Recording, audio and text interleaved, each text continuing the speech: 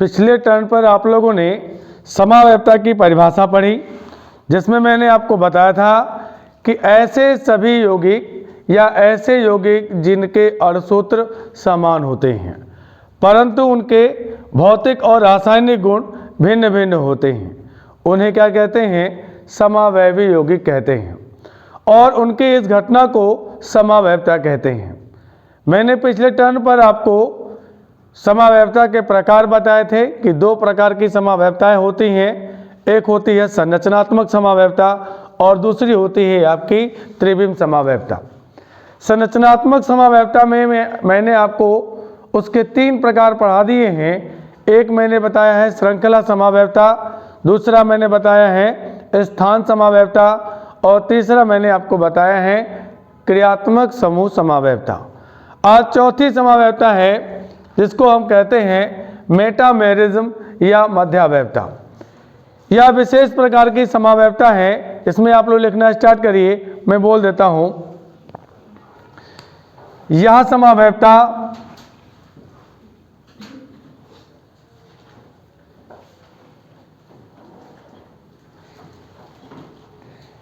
समावयवता किसी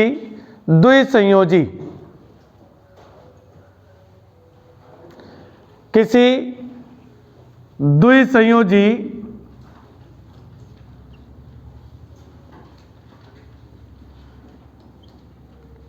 क्रियात्मक समूह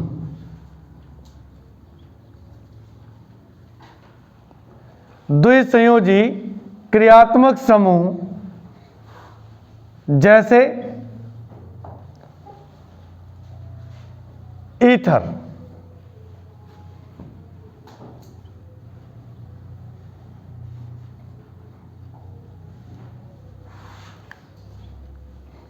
ये आपके द्विसंयोजी हो गए। से जुड़े एल्किल समूहों में भिन्नता होती है। से जुड़े एल्किल समूहों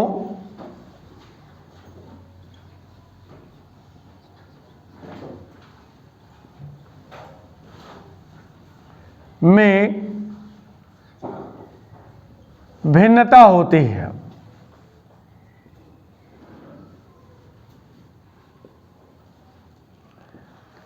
तथा मध्यावयवी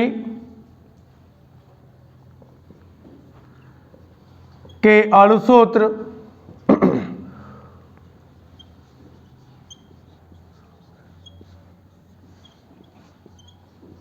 समान होते हैं। तो इसकी भी डेफिनेशन एकदम आसान है कि ऐसे समावयवी जिनके अंदर द्विसंयोजी क्रियात्मक समूह उपस्थित होता है और उन द्विक्रियात्मक समूहों से जुड़ने वाले एल्किल समूह भिन्न भिन्न होते हैं। हम कह सकते हैं कि एल्किल समूहों की प्रकृति भिन्न भिन्न होती है। जैसे इस प्रकार की समावयवता को प्रदर्शित करने वाले यौगिक ईथर हैं, एल्किल हैं, सल्फाइड हैं, द्वितीयक एमीन हैं और एस्टर।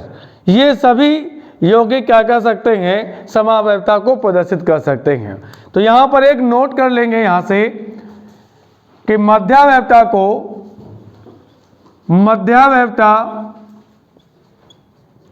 को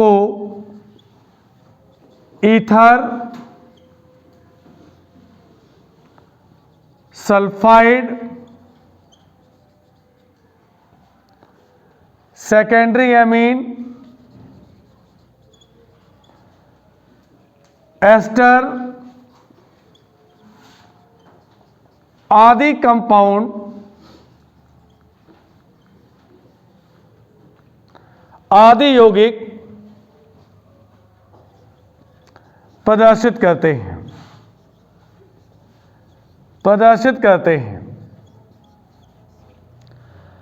मध्यावयवता को कौन कौन से यौगिक प्रदर्शित कर सकते हैं? ईथर, सल्फाइड और सेकेंडरी अमीन तथा एस्टर। ये पॉइंट आप जरूर याद रखिएगा और इसमें दो बातें आपको याद रखनी है मुख्य रूप से।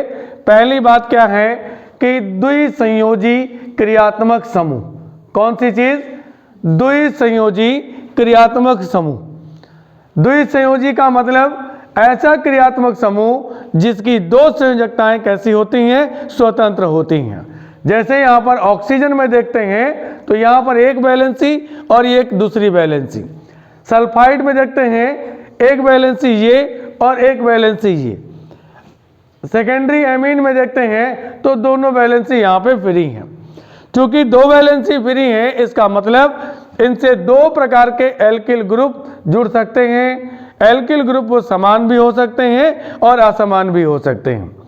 तो सीधी परिभाषा ये हो गई कि जब यौगिकों में द्विसंयोजी क्रियात्मक समूह से जब यौगिकों में द्विसंयोजी क्रियात्मक समूहों से क्या हो सकता है? दो भिन्न भिन्न प्रकार के एल्किल समूह या दो समान प्रकार के एल्किल समूह जुड़े हुए हों तो ऐसी समावयवियों को क्या बोलेंगे हम लोग? मध्यावयवी बोलेंगे। और इस घटना को क्या कहेंगे? मध्यावयवता कहेंगे। इसका एक एग्जाम्पल हम लोग देख लेते हैं, नोट कर लिया होगा।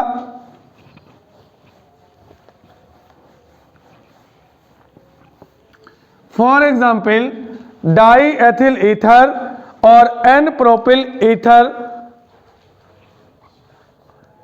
Die ethyl ether and N propyl ether. N propyl ether मैंने लिखा यहां पर है। इसके पहले भी एक चीज और हम जोड़ देंगे यहां पर, मेथिल।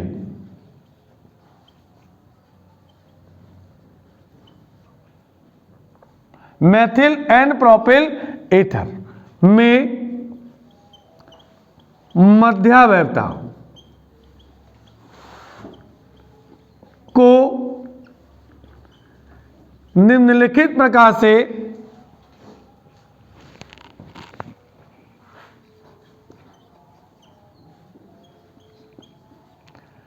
प्रदर्शित करते हैं। सभी लोग बोर्ड पर देखने की कोशिश करें और यहां पे समझने की कोशिश करिए। यदि समस्या हो तो आप बात करिए तुरंत। देखिए डाई एथिल ईथर, यहां से CH3 CH2 O CH2 और ये CH3। जैसा कि पहले मैंने बताया कि द्विसंयोजी क्रियात्मक समूह, ध्यान दीजिए इधर कि द्विसंयोजी क्रियात्मक समूह से जुड़ने वाले एल्किल समूहों में यदि भिन्नता होती है तो ऐसे समावयवियों को हम क्या कहेंगे? मध्यावयवी कहेंगे।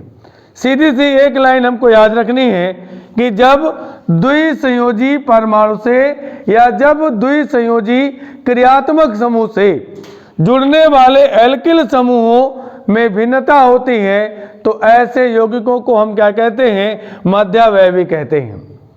और इस घटना को क्या कहेंगे? मध्यावयवता कहेंगे। जैसे यहां पे आप ये देख रहे हैं कि डाई एथिल ईथर, इसका दूसरा समावयवी क्या है? यहां से देखिए ये आपका द्विसंयोजी परमाणु हो गया या द्विसंयोजी क्रियात्मक समूह भी बोल सकते हैं। तो अगर यहां पर देखिए CH3 CH2 CH2 और ये CH3, दोनों की तुलना कर लीजिए। देखिए इसमें ऑक्सीजन एटम से जो यहां पर क्रियात्मक जो एल्किल समूह जुड़ा हुआ है वो कौन सा है? एथिल। और वैसा ही एल्किल समूह यहां पे जुड़ा हुआ है वो क्या है? वो भी एथिल। तो इस यौगिक में द्विसंयोजी ऑक्सीजन परमाणु से जुड़ने वाले एल्किल समूह कैसे हैं? समान हैं। लेकिन अगला जो समावयवी है वहां पर जुड़ने में क्या हो गई? भिन्नता हो गई। भिन्नता किस बात में आई? उसके एल्किल समूह में। काहे में आई? एल्किल समूह में। यहां देखिए मेथिल कर दिया और यहां पे क्या कर दिया? प्रोपिल कर दिया। आपको IUPAC सिस्टम बताया है, आप उसके हिसाब से भी नाम लिख सकते हैं। मिथॉक्सी प्रोपेन, क्या नाम होगा? Methoxy propane. क्या नाम लिखेंगे यहां पर? मेथिल एन प्रोपिल या एन प्रोपिल ईथर। बात समझ में आई कि मध्यावैवता क्या होगी। और भी एग्जाम्पल चाहें तो इसके डाई एथिल सल्फाइड भी ले सकते हैं। एक एग्जाम्पल बिगाड़ दें इसको, जल्दी से नोट कर लीजिए।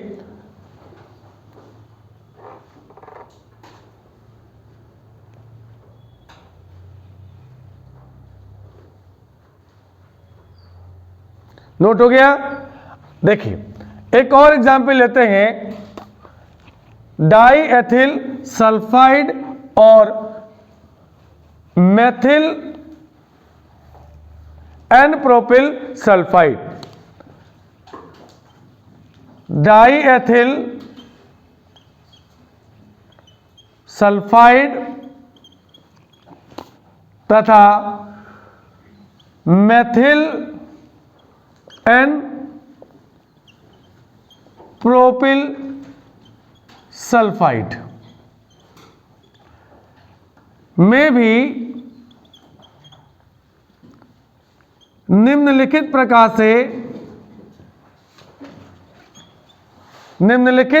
से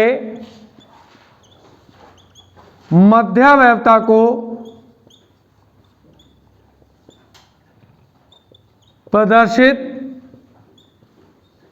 करते हैं।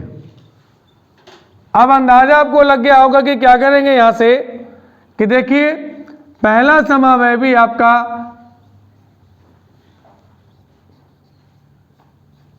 आई बात समझ में, द्विसंयोजी परमाणु हो गया ये, और इससे जुड़े हुए एल्किल समूह ये हो गए।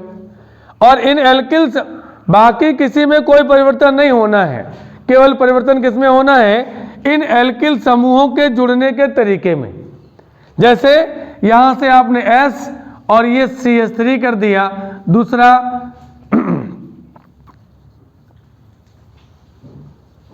तो ये दूसरा हो गया और ये पहला हो गया।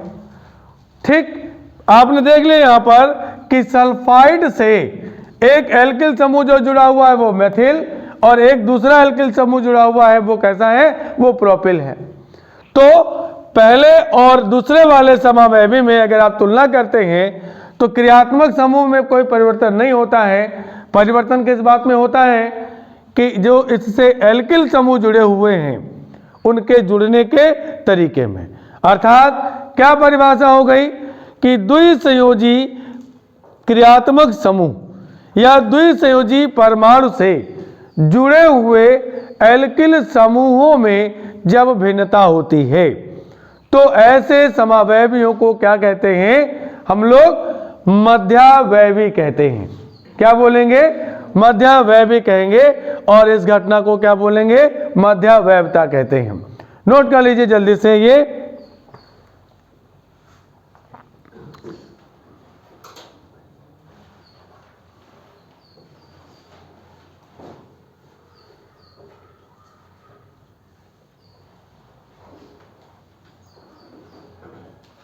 हो गया।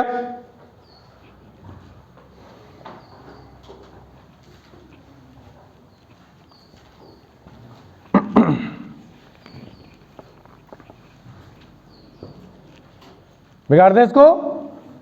अगली देखिए, अगली जो समावैवता है उसे हम बोलते हैं चलावैवता। चलावैवता, टाटोमेरिज्म।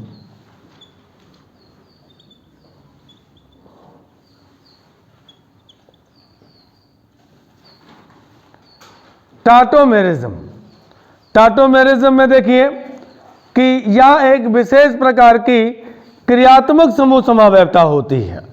देखिए कैसे, यह एक विशेष प्रकार की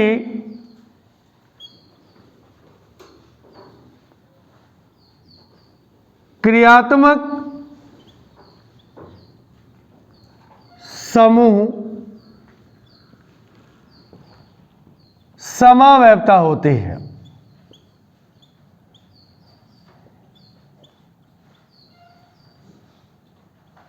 या एक विशेष प्रकार की क्रियात्मक समूह समावयवता होती है जिसमें किसी परमाणु या समूह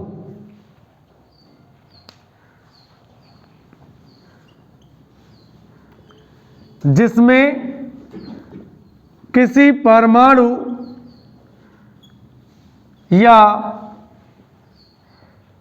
समूह के अभिगमन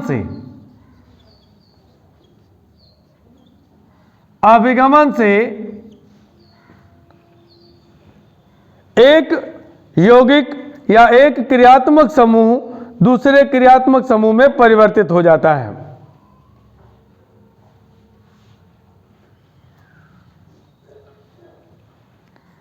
एक समावयवी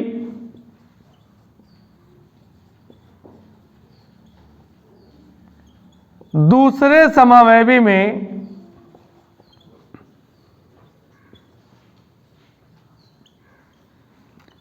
आसानी से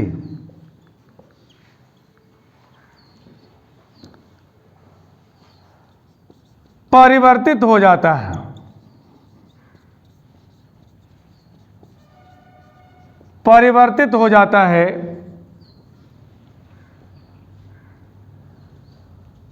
जिन्हें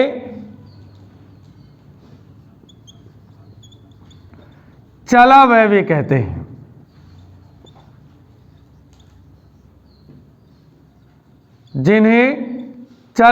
कहते हैं।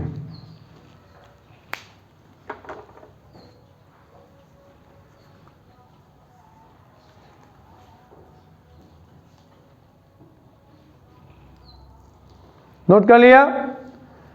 जैसे यहां से एक एग्जाम्पल ले लेते हैं।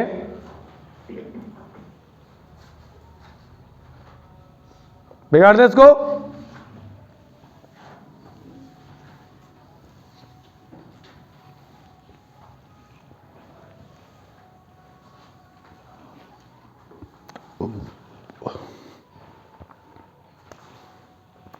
फॉर एग्जाम्पल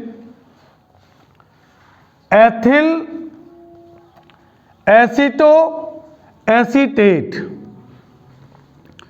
में चलावयवता। एथिल एसीटो एसीटेट में चलावयवता। एथिल एसीटो एसीटेट में चलावयवता। CH3 C double bond O CH2 COO C2H5, इसका नाम हो गया एथिल एसीटो एसीटेट। अब जरा इसमें ध्यान देने वाली बात यह है कि अगर आप ध्यान से देखें यहां पर तो आपको क्या नजर आता है, ये देखिए कीटोन समूह नजर आता है, इसलिए इसको हम बोलेंगे कीटो रूप। अब इसमें परमाणु या किसी क्रियात्मक समूह का परिवर्तन किस प्रकार से होता है वो चीज समझनी है। उस परिवर्तन को आप यहां से देखिए, मैं अलग से आपको बता देता हूं। जैसे इसी फॉर्मूले को हम ऐसे नोट कर लें।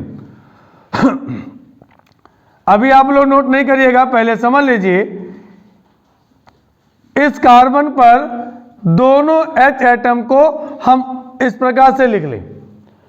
हम लोगों को पहले से मालूम है कि ऑक्सीजन की विद्युत ऋणात्मकता कार्बन से ज्यादा होती है, ठीक। और जब कार्बन से ज्यादा होती है तो ये पाई इलेक्ट्रॉन को ऑक्सीजन क्या करती है, अपने पास खींच ले जाती है।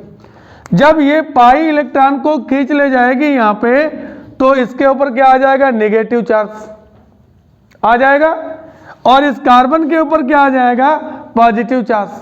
तो इसी का हम दूसरा अणु से लिख लेते हैं ऐसे कि CH3CO के पास दो लोन पेयर थे और ये पाई इलेक्ट्रॉन चले गए, तो यहां पे क्या आ गया, नेगेटिव चार्ज, ठीक है। ध्यान से देखिए, फिर इस कार्बन के ऊपर क्या आ जाएगा, बाकी जैसा लिखा हुआ है उसको वैसे ही रहने दीजिए। इस कार्बन के ऊपर क्या आएगा, पॉजिटिव चार्ज, मतलब ये पोलराइज्ड हो गया, ठीक।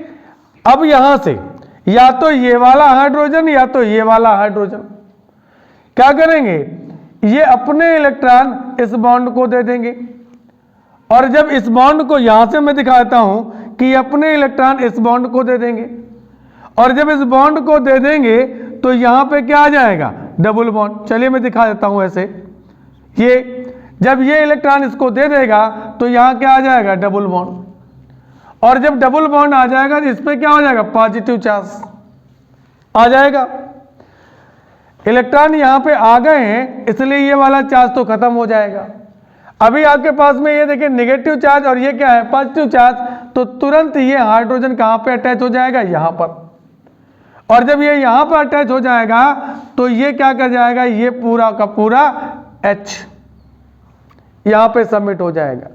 तो आपने देखा कि क्रियात्मक समूह क्या था, आपका कीटो रूप था, लेकिन हाइड्रोजन के अभिगमन के द्वारा ये समूह क्या बन गया, इनॉल। कौन सा समूह बन गया, इनॉल। इनॉल का मतलब होता है सी डबल बॉन्डेड कार्बन के साथ में OH समूह लग जाए, तो ऐसे समूह को क्या कहेंगे, इनॉल बोलेंगे। तो आपने यहां पे देखा कि दो ऐसे समावेशी हैं यहां पर जो एक दूसरे में चेंज होते रहेंगे। ठीक, चेंज होने का मतलब है कि अगली बार फिर से कंडीशन वही आएगी कि ऑक्सीजन की विद्युत ऋणात्मकता हाइड्रोजन से ज्यादा है। एक बार अभी और देख लीजिए, मैं फिर से आपको दिखा दूंगा, लेकिन ये बहुत जरूरी चीज है। क्या ऑक्सीजन की विद्युत ऋणात्मकता हाइड्रोजन से ज्यादा है तो ये क्या कर लेगा, अपने इलेक्ट्रॉन खींच लेगा, और जब ये इलेक्ट्रॉन खींच ले जाएगा तो इसके ऊपर क्या आ जाएगा, नेगेटिव चार्ज आ जाएगा आ जाएगा। तो ये इलेक्ट्रॉन को क्या करेगा, रिंग के अंदर भेजेगा, तो ये वाले इलेक्ट्रॉन कहां पहुंच जाएंगे, यहां पहुंच जाएंगे, और जब ये यहां पहुंच जाएंगे तो यहां पे क्या आ जाएगा, नेगेटिव चार्ज आ जाएगा। इसके ऊपर पॉजिटिव चार्ज था, ये फिर से कहां पहुंच जाएगा, यहां पहुंच जाएगा। तो परिवर्तन किस बात का हो रहा है कि परमाणु का अभिगमन हो रहा है एक परमाणु से दूसरे परमाणु पर। जब एक परमाणु से दूसरे परमाणु पर परमाणुओं का अभिगमन होने लगता है तो क्रियात्मक समूह का रूप भी बदलने लगता है। जब क्रियात्मक समूह का रूप बदल जाएगा तो ऐसे यौगिकों को हम कहेंगे चलावैवी यौगिक बोलेंगे। क्या बोलेंगे, चलावैवी यौगिक। तो यहां से आपको देखने को मिला, मैं फिर से एक बार इसको बता दूंगा, अभी परेशान होने की जरूरत नहीं है। तो चूंकि एक रूप दूसरे में बदल सकता है, क्या बदल जाएगा, यहां से CH3COH, और ये डबल बॉन्ड हो जाएगा CH3COOC2H5। ये रूप किसकी वजह से आया, हाइड्रोजन के अभिगमन की वजह से, हाइड्रोजन के माइग्रेशन की वजह से। हाइड्रोजन यहां से माइग्रेट हुआ। इसमें कीटो रूप ये है, चूंकि कीटोन ग्रुप है इसलिए इसको हम बोलेंगे कीटोफॉर्म। क्या बोलेंगे, कीटोफॉर्म। और यहां पर कार्बन के साथ डबल बॉन्डेड OH है तो इसको हम बोलते हैं इनॉल फॉर्म। इसका मतलब ये हो गया कि ये वाला कीटो रूप इनॉल में कन्वर्ट हो जाएगा और इनॉल रूप फिर से कीटो में कन्वर्ट हो जाएगा। ये दोनों एक दूसरे में परिवर्तन करते रह जाएंगे, और इनका परिवर्तन किसकी वजह से हो रहा है, हाइड्रोजन परमाणु के अभिगमन की वजह से। किसकी वजह से, हाइड्रोजन परमाणु के अभिगमन की वजह से। इसलिए इसको हम लोग क्या बोलेंगे, चलावैवी रूप बोलेंगे। क्या बोलेंगे, चलावैवी रूप बोलेंगे। और इन यौगिकों को क्या कहेंगे,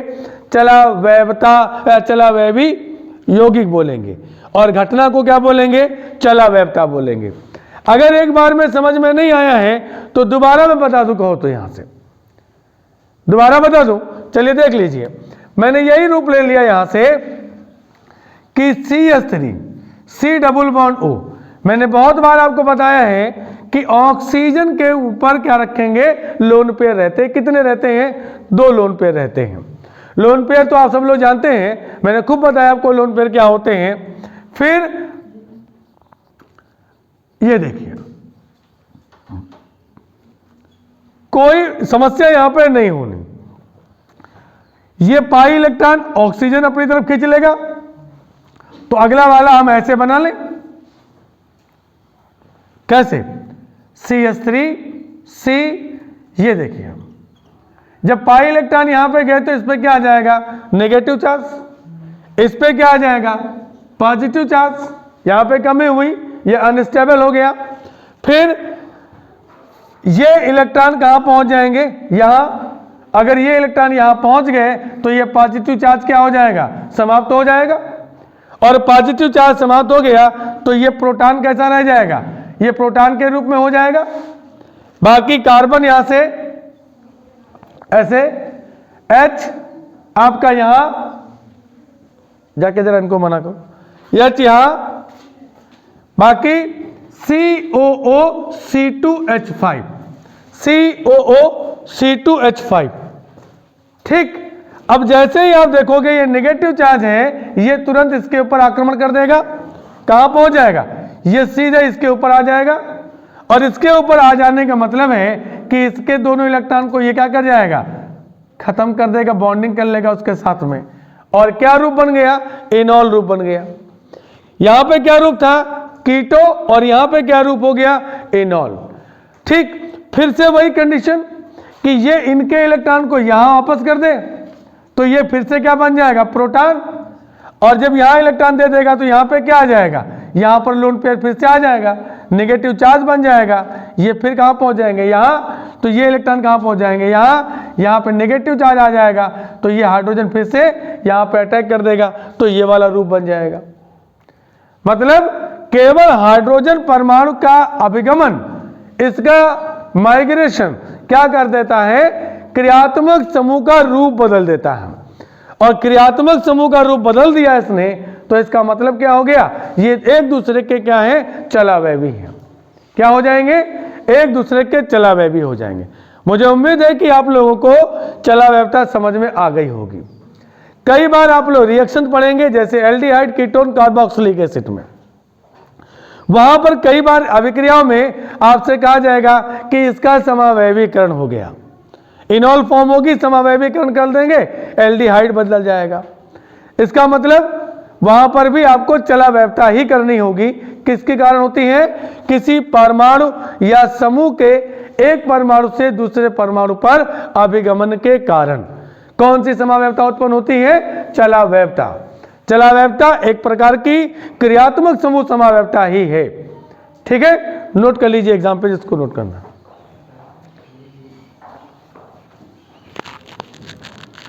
जल्दी से नोट कर लीजिए।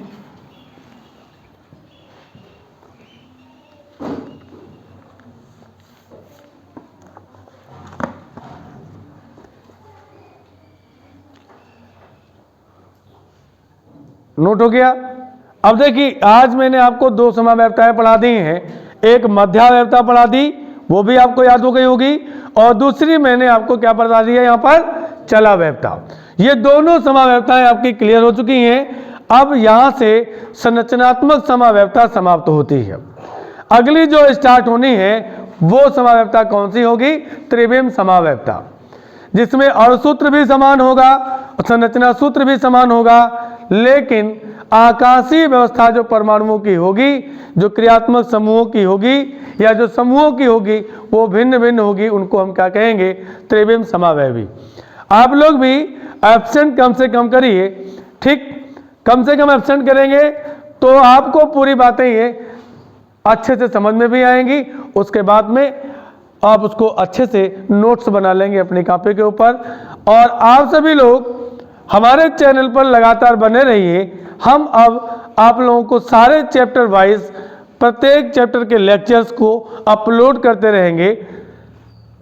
हमारे सहयोग के लिए आप सभी लोगों का बहुत बहुत धन्यवाद।